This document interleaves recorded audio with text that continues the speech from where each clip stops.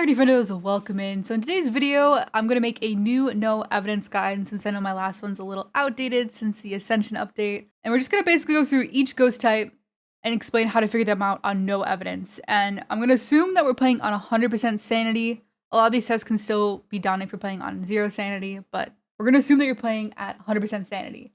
And unless I specify a ghost hunting threshold, assume that ghost hunting threshold is 50%. So if it's anything other than 50% for hunting threshold, I will specify. So we're just gonna go through the list from Spirit to Thaye. I'm gonna talk about how to identify them with no evidence. So start off with Spirit. Spirits are easy to identify, but a little frustrating. The main tell for Spirit is that assuming a ghost can hunt you, so either it's hunted on its own or you know that your sanity is low enough for the ghost to hunt, and then it hunts. When you smudge the ghost, a spirit will then have to wait 3 minutes to hunt after you smudge them. And I usually do my smudge test during a hunt. I'll loop the ghost and I'll smudge it, and I start my timer as soon as I hit right click. So as soon as I smudge the ghost, I start my timer. And I use live split as my timer. I can link the video below where I describe how I set up this timer, how I use it. That's the timer I use, but obviously use any timer. You can use your phone, what have you. But for a spirit, you're looking for it to wait for 3 minutes to hunt. Now you can do a smudge timer outside of a hunt. You can do it like if the ghost events, or you just want to make sure that you're actually hitting the ghost. So you need to be in the ghost room, 100% know for sure that you're hitting the ghost with the smudge stick, and also assuming that the ghost, that your sanity is low enough for the ghost to hunt.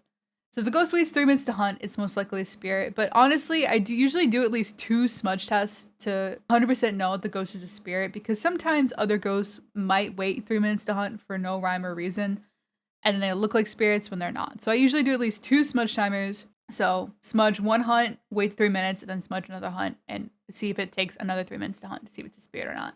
Long story short, spirits have to wait 3 minutes to hunt after you smudge them. All right, next ghost we're going to talk about is the Wraith. The Wraith actually kind of got a buff with the new Ascension update, basically meaning that ghosts can now walk through salt and disturb salt during hunts, which makes testing for Wraith a little bit easier. The easiest way to test for Wraith is just to put salt down and see if the ghost disturbs it. If the ghost walks over the salt, either like outside of a hunt, during a ghost event, or during a hunt and disturbs the salt, it is not a Wraith.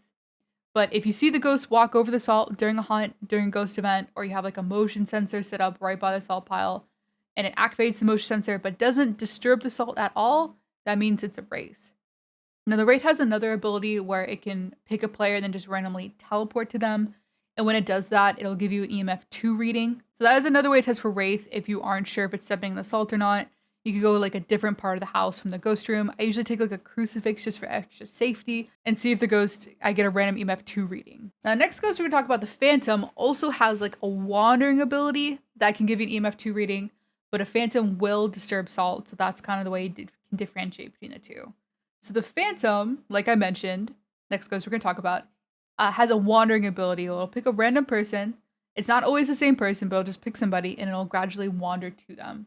So it may look like, if you're going against a Phantom, that this ghost is like all of a sudden following you around. And when a Phantom does wander, it'll give you EMF 2 readings. So another way you could test for Phantom. Second way to test for Phantom is to try to take a picture of the ghost, either during a ghost event or during a hunt. If the ghost, when you take a picture of it, disappears, the ghost event continues, like you hear the sounds, and then you open up your journal and there's no ghost in the picture. It says like 3-star ghost picture, but there's no ghost, and the ghost picture is crystal clear. That means this is a Phantom. And you can also get the same effect if you got the picture of the Phantom during a hunt. So if a Phantom is hunting, you get a picture of it. Afterwards, you look at it. It says 3-star ghost picture, 2-star ghost picture, or whatever, and the picture is crystal clear. This also means that it's a Phantom. But I mean, if you're taking a picture of a Phantom during a hunt, you've probably already seen what it looks like, which is the third way to tell for a Phantom, is it's blank. When a Phantom is hunting, it has a very long blink, which means there's like a long period where you can't see it. It blinks out for like a long time. This means that it's a Phantom. I'll go and show you what a Phantom blink looks like right now. So test for Phantom, you can look for the wandering ability, take a picture of the ghost, or pay attention to its blink while it's hunting. All right, the next ghost we're going to talk about is the Poltergeist. The way Poltergeist works is that it throws things like crazy, which you can test for outside of a hunt or during a hunt. So outside of a hunt, you could figure out what the ghost room is and put a pile of items in the ghost room. And I've been told that a wider pile versus a taller pile is better. So you can mess around with that. But what you're looking for is that a poltergeist will explode that pile of items. And this is what that looks like. And sometimes this can take a long time. I think when I got this footage, I had to wait 20 minutes for this poltergeist to do this. So not the best way to test for poltergeist, but definitely a fun way to test for it. The other way to test for poltergeist is to pay attention to how much it's throwing while it's hunting. While a poltergeist is hunting, it has a 100% chance of throwing an item every half second. So basically what that means is that poltergeists will throw things like crazy while they're hunting.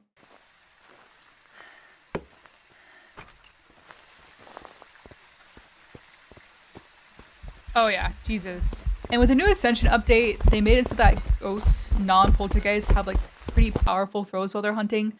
So sometimes a ghost might look like a poltergeist. Once you go against a poltergeist and see how much they're throwing, you'll start to recognize when a ghost isn't and isn't a poltergeist. Like normally my rule of thumb is if I ever doubt a ghost is a poltergeist, it probably is not a poltergeist. So yeah, long story short, poltergeist, either look for the exploding of items or look to see how much it's throwing while it's hunting. All right, next ghost we're going to talk about is the Banshee. And the way the Banshee works is that when you start a contract, it picks a person, and that is their favorite person. That is their target. And if you're playing on single player, congratulations, you're the target. But if you're playing on multiplayer, what that means for the target is that the Banshee is going to follow that target around. I'm not talking about like during a hunt. I'm talking about like outside of a hunt. Assuming you're on the same floor, the Banshee can only stalk its target when the target is on the same floor as the Banshee. So if you notice a ghost is like following you around, it's only following you around, it's not following anybody else around, you can then maybe start testing for Banshee. The Banshee has a unique scream that it gives on a paramic that sounds like this. So if you get this, you know you're going against a Banshee, or potentially a mimic mimicking a Banshee, but we'll get to that later. Another way to test for Banshee, if you think you're the target, is to go away from the ghost room on the same floor, with maybe some salt, a motion sensor, and a crucifix, and sit there and see if the ghost follows you. If it's activating the motion sensor, sipping in the salt, maybe tries to hunt on you, and you're decently far away from the ghost room, you could also then start suspecting Banshee. But the easiest way on multiplayer to test for Banshee is for each person to take turns and see if the ghost goes for you. If you are not the Banshee's target, so the target is hiding safely in a closet inside the house, and you're not the target, the ghost will completely ignore you. Like you could walk through the ghost while it's hunting. Now, if the target were to step outside of the house, the Banshee would hunt normally, so it would kill whoever. If the target were to die, the Banshee would then pick a new target and then wash, rinse, repeat. So basically, if you're going into Banshee, you've already nailed down who the target is. Just have them safely hide in a closet somewhere, and then everybody else can go about doing what they need to do to finish the contract. A Banshee also hunts based off of its target's sanity. So if you notice your group sanity is pretty high, but one person in particular has 50% sanity or lower, then it could also be a Banshee. And if you're playing on single player, going away from the ghost room with a motion sensor, salt, and crucifix, see if it follows you, and then listen for the Banshee scream. Next ghost we're going to talk about is the Jinn. And the way the Jinn works is that its power revolves around the breaker. The easiest way to test for Jinn, normally what I do, is I'll go into an area where I can loop the ghost. I'll listen to its speed before it sees me. I'll listen to see if it's normal speed. If it's normal speed, and then as soon as it rounds the corner, it gets an instant pep in its step, and then goes back down to normal speed, it's most likely a Jinn. And this is what a Jinn's gonna sound like.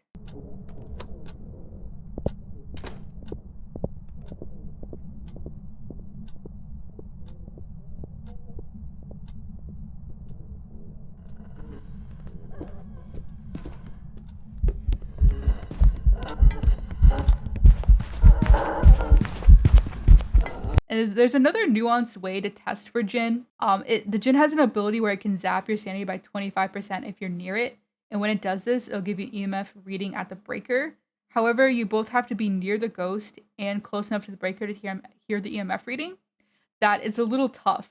But if you notice that all of a sudden your sanity has tanked by quite a bit, and you've had no ghost events, you've been standing in the light, you could then possibly suspect Jinn. But like I said, the Jinn's ability revolves completely around the breaker. So if the breaker is off or broken, you're not going to see any of the Jinn's behaviors.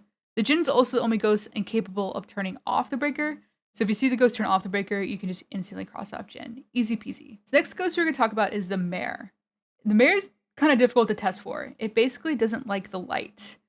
So the Mare has an ability where when you go into its room, or you go into a room, and you turn on the light, it can immediately turn the light off, which the Mare doesn't always do this ability that frequently, so sometimes it's hard hard to get at all.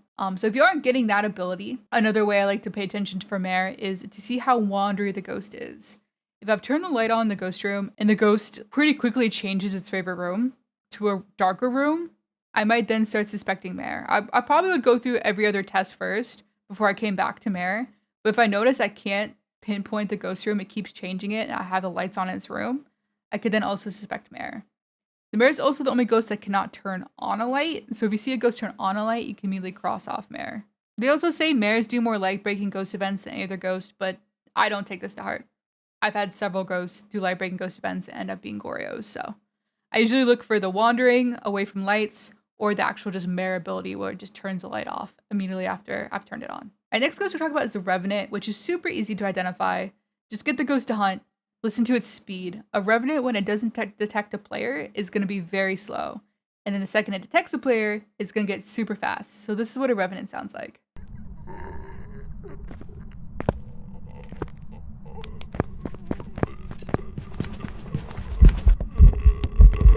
Basically, if it doesn't sound like this, it's not a Rev. If it sounds like this, it is a Revenant. Easy peasy. Alright, next ghost we're talking about is the Shade, which can also be a little tough to test for and is also another wandery ghost, kind of like the Mare. But this time, it's going to be wandering away from you or your teammates. The Shade's very shy. It will not be able to hunt in the same room as you, won't be very active. They typically prioritize more like shadowy ghost events or airball ghost events, although I have had Shades do fully manifested visible ones. But if you notice a ghost that isn't very active, is refusing to hunt in the same room as you, it's probably a Shade. It's like not doing any... Yeah. Okay, that's a Shade. As soon as he left the room, just straight up use the crucifix. Also, if it seems like it's changing its room to get away from you, could also mean that's a Shade. Just be a little careful about justifying whether or not the ghost is hunting in the same room as you, because especially with like a tier 3 crucifix, if a ghost uses a tier 3 crucifix and you're in the same room, that crucifix could have also been covering the hallway outside the room, maybe the room adjacent to you. So sometimes I'll get a little brave and I'll take the crucifix out of the room and just see if the ghost hunts in there. Obviously, I'll sit in there with a smudge stick, but I'll just look to see if the ghost literally hunts in the same room as me. Also, Shades cannot hunt you until 35% sanity. So if you're playing 100% sanity and the ghost takes forever to hunt, could also mean that's a Shade. All right, next ghost we're gonna talk about is the Demon. The Demon can hunt you at any percent sanity. Like you could walk inside the house and a demon could instantly hunt. The demon also takes 60 seconds to hunt after you smudge them. So if you smudge a ghost and then it hunts between 60 seconds and 90 seconds after you smudge them, then it's most likely a demon. I usually do like a couple smudge timers anytime I'm playing a game because sometimes demons can be lazy and wait 90 plus seconds to hunt. So I'll usually do 2 or 3 smudge sticks before I cross off demon. Demons also have an increased crucifix range. So if you notice a demon easily using a crucifix, or sorry, should I say, if you notice a ghost easily using a crucifix, could also mean that's a demon. For tier 1 crucifix, it's normally a 3 meter range. For demon, it would be 4.5 meters. Tier 2 crucifix is typically a 4 meter range. For demon, it would be 6 meters. And then for tier 3 crucifix, it's typically a 5 meter range. For demon, it would be 7.5 meters. Demons can also hunt every 20 seconds if they want to. So if you're out of crucifixes, out of smudges, still haven't decided if it's a demon or not, you could try to time the time in between hunts. So I would start a timer right when the hunt ends, and then stop it the next time it hunts. And if that span of time was between 20 and 25 seconds, then it's probably a demon. Every other ghost can hunt at least every 25 seconds if they wanted to. The next ghost we're going to talk about is the Yurei. The Yurei's ability is another one kind of like the Mare where it's can sometimes be difficult to get. But basically what it'll do is it will fully slam a door. Which you can also do this on the front door. Like outside of a ghost event, outside of a hunt, the front door just shuts on its own. And whenever it does this, you'll hear like a click click. You hear like a double door touch. Now it can be difficult to get. And I've gone against several Yureis that never did their ability. And it really came down to me crossing off every other ghost to figure out that it's a Yurei. So you may have that kind of luck. But hopefully you can get the Yurei ability. And the only other way to test for Yurei outside of that is when you smudge a Yurei, it is trapped in this room for 60 seconds. So if you've pinpointed the ghost room, you could smudge the ghost, set up a motion sensor like in the doorway, and see if it leaves that room within those 60 seconds. And if it does, you can cross off Yurei. If it doesn't, you could consider Yurei, but it could also just be a Goryo that doesn't want to change its favorite room. Next ghost we're going to talk about is the Oni. So the test for an Oni, 1, if a ghost does an airball ghost event, you can cross off Oni. 2, pay attention to how visible the ghost is while it's hunting. And Oni has a very, very visible blink. So here's some footage of some side-by-side of a normal blink versus an Oni blink. So you can kind of get familiar with where you're looking for with a normal blink and where you're looking for with an Oni blink. Onis are usually a lot more active and do a lot more ghost events than other ghosts. So again, if you notice a ghost being super duper active, pay attention to its blink while it's hunting and might be an Oni. Next ghost we're gonna talk about is the Yokai. So the Yokai can hunt you at 80% sanity if you're talking near it. It's also very hard of hearing. So while it's hunting, it has a much harder time detecting your equipment or your voice. So you could like hide in a room, not even like hiding. You could just be in a room with your flashlight on and a yokai would walk by it and not even detect your flashlight. So typically a test for yokai, you could do this at like the Tanglewood Kitchen Island, the Willow Street Kitchen Island, is I'll start crouch looping the ghost with my flashlight on. And if at any point while I'm looping it, it loses me, it just walks away while I have my flashlight on, then it's most likely a yokai. And you can also do this test like behind a closed door, like I said, and see if the ghost completely ignores you with your flashlight on.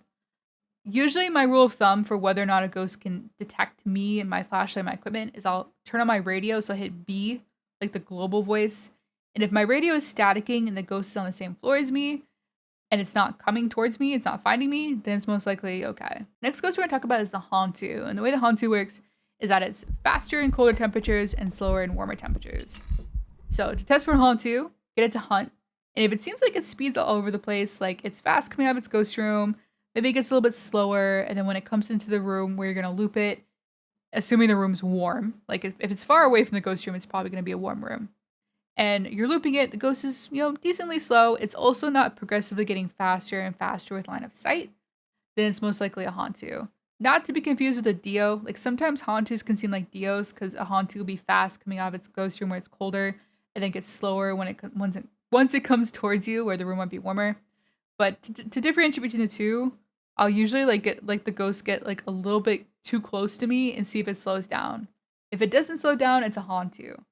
If it slows down to like almost a standstill, it's most likely a Dio. A Dio gets extremely slow when it gets close to you. And we'll talk about Deogens later. Another fun way to test for Hantu is to turn off the breaker and see if you can see the ghost's breath. You can see a Hantu's breath anywhere in the house when the breaker is off. Hantus also turn off the breaker like way more than any other ghost. So if you notice a ghost is turning off the breaker like quite a bit, well actually I've had some ghosts recently turn off the breaker and weren't Hantus.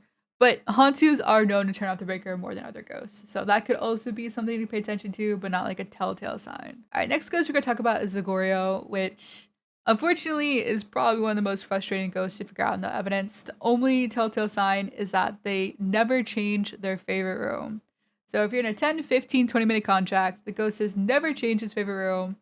Most likely could be a Goryo. Usually Goryo, it comes down to me crossing off every other ghost, and then I go Goryo.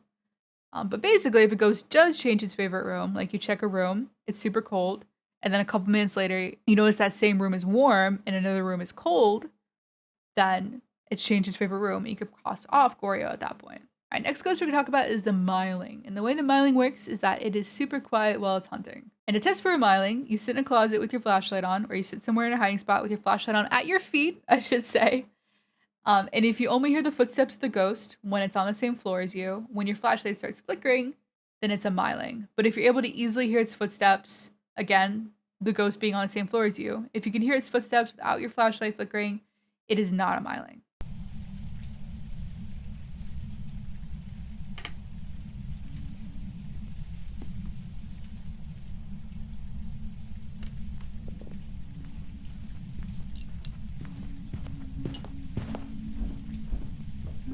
Mylings are also said to be more talkative on the paramic, but I don't normally use this as like a telltale sign to determine Myling. I always do like the flashlight test for Myling.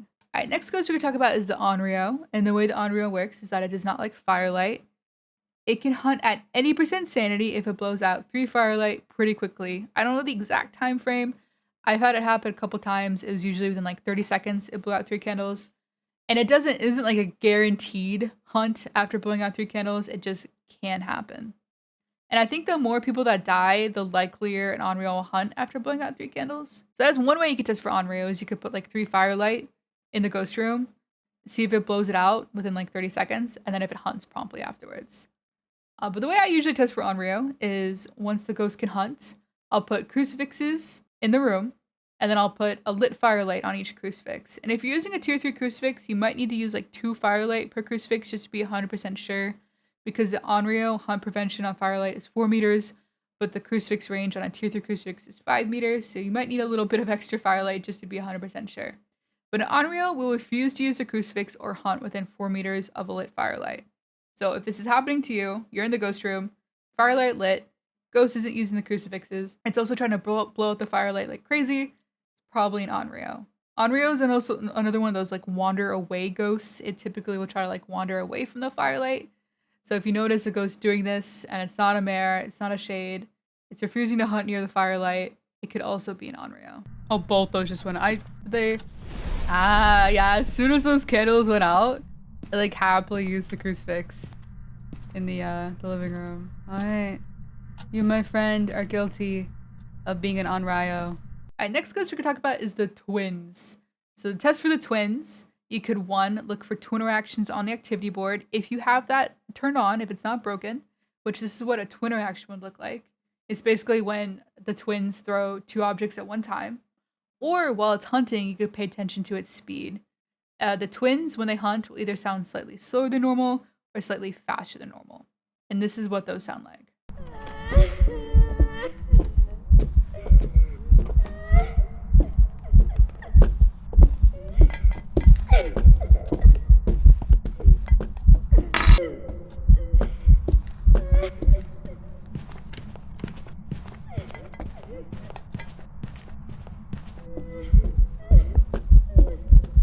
Twins will also sometimes hunt like from a different room than their ghost room.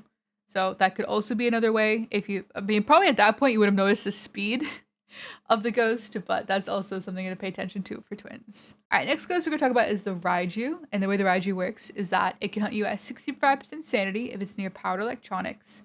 It also gets faster around electronics while it's hunting. So if a ghost hunts, also it might be hunting you kind of early, and it gets fast around like any electronics, but then once it gets a little ways away from electronics, it goes back down to normal speed. It's probably a Raiju. And you could reverse test this by taking all the electronics out of the house and see if it's just normal speed the entire hunt.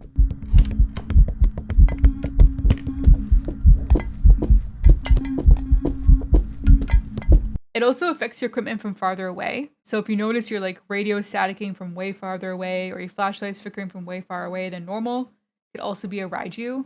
Raijus also affect your radio outside of the detection range. So they may be staticking your radio, but not actually be detecting it yet. So they may look like a yokai for a second, but hopefully you have some electronics down, you'll see that it's getting really fast around those. And so you'll be able to see Raiju and that it's not a yokai. But just something to pay attention to if you're like, wait, this ghost isn't finding me and I'm using my radio, what the heck? It could just be a Raiju affecting your radio from really far away. Next ghost we're going to talk about is the Obake. The way to test for an Obake is to pay attention to its blink. Every time an Obake hunts, it will shapeshift. And every time it blinks while it's hunting, it has a 6.66% chance of shapeshifting. And what this means is that I'll turn into like a different ghost model. And they usually stay within the same gender. So like the male ghost models will swap between like the different male ghost models and vice versa for the female ghost models. So if you notice, like grandma all of a sudden turns into the child and then back to grandma, this is an Obake thing. All right, next ghost we're going to talk about is the Mimic, which might be one of the easiest ghosts to figure out on no evidence because it's the only ghost to have evidence, which are ghost orbs. So once you start a game of 0 evidence and you found the ghost room, you could always just right away check for orbs to see if it's a Mimic or not. And I always like check the rooms around the ghost room as well, because sometimes Mimic orbs are a little bit sneaky. But if you don't see orbs, you can cross off Mimic on 0 evidence. But if you haven't checked for orbs yet and the ghost starts hunting, and then one hunt's normal speed, and the next hunt it's all of a sudden like a Raiju or Revenant, then it's most likely a Mimic. A Mimic can mimic any ghost behavior. I think the only thing it can't mimic are Goryo dots, which I know we aren't talking about evidence right now, but I just wanted to specify that. So it could do like the Banshee scream, it could do the Obake shapeshift, it could one hunt disturb salt, and the next hunt not disturb the salt, as if it's mimicking a Wraith. Like there's a lot of options here. The easiest way to find Mimic is just to look for orbs on no evidence, but you could also pay attention to see if it's ever changing its speed or its blink and whatnot. All right, next ghost we're going to talk about is the Moroi. And the way the Moroi works is that its hunting speed is dependent on your average group sanity. So the lower your sanity, the faster the Moroi is going to be. And I could put on screen right now how its speed is affected by your sanity, like how fast it'll be. So it's usually somewhere between like 35-50% sanity, it's probably going to sound like the slow twin. And then from like 35, these are rough numbers, please don't flame me. From like maybe 35% sanity to like maybe 20% sanity, it's going to sound like the fast twin. And then once it gets lower and lower and lower your sanity, it's going to sound really fast.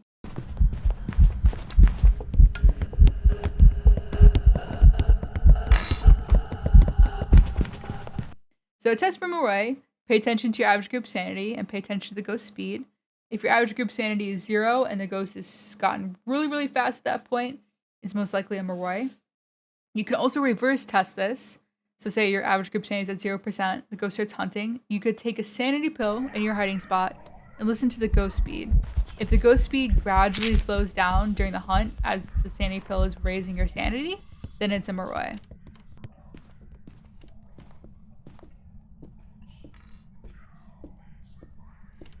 The Moroi is also the only ghost that gets blinded for an additional few seconds, depending on what tier of smudge you're using. And this can kind of be hard to test for with a tier 1 smudge, because a tier 1 smudge only adds an additional 2.5 seconds of blindness to a Moroi.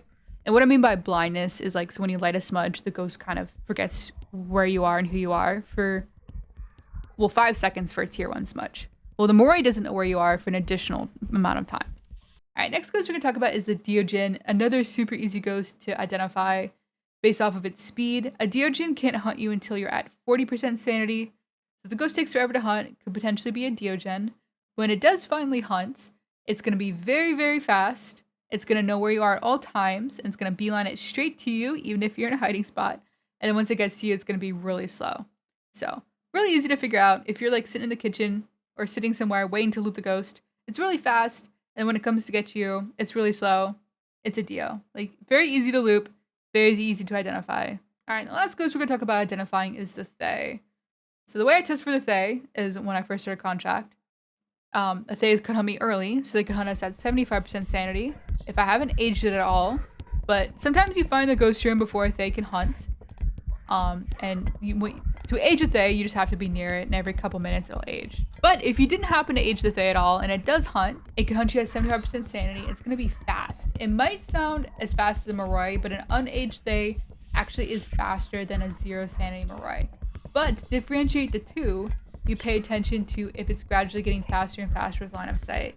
Thaye is one of the ghosts that don't get gradually faster and faster with line of sight. So if you notice this, and you want to be 100% sure that you're going against the Thaye, you could then go to the ghost room with maybe some crucifixes and hang around for a few minutes, age it, let it hunt again, and see if it's gotten slower. Thay's also the only ghost that will like tell its age on a Ouija board. It'll change its age, I should say. So you could ask, if you happen to have a Ouija board in the contract, you could ask the ghost its age, and then after like 5+ minutes, go back and ask the ghost its age again, assuming you've been hanging out in the ghost room and aging the ghost, and see if its age will go up. Because a Thaye's age will go up on a Ouija board if you've aged it. And those are all the tests that I do for 0 evidence for these ghost types. Hopefully you found this video helpful. Hopefully I addressed everything. These are usually ways that I test for a ghost, so there might be like some small nuanced things that you all do to test for them, but this is what I do, and I generally have a pretty high success rate with figuring out ghost types. Only ghosts you may have a really hard time with are Mare, Yurei, and Goryo, assuming Mare and Yurei aren't really doing their abilities. But like I said, I hope you found this video helpful. If you did, make sure to drop the video a like. If you love, drop me a sub. Good luck ghost hunting, and I will see you in the next one.